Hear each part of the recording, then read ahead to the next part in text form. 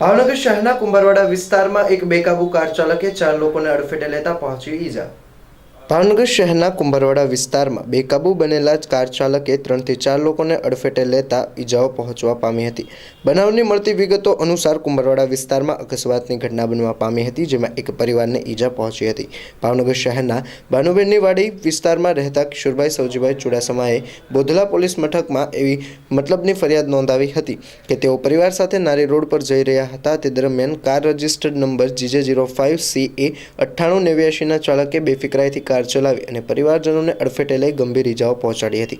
ઘટના સ્થળે લોકોના ટોળેટોળા ઉમટી પડ્યા હતા અને ઈજાગ્રસ્તોને હોસ્પિટલ ખસેડાયા હતા। જે બનાવ અંગે ઈજાગ્રસ્ત કિશોરભાઈ દ્વારા કાર ચાલક સામે બોરતળાવ પોલીસ મથકમાં ફરિયાદ નોંધાવવામાં આવતા કાર ચાલક સામે ગુનો નોંધી શખ્સને ઝડપી લઈ ધોરણસરની કાર્યવાહી હાથ ધરી હતી।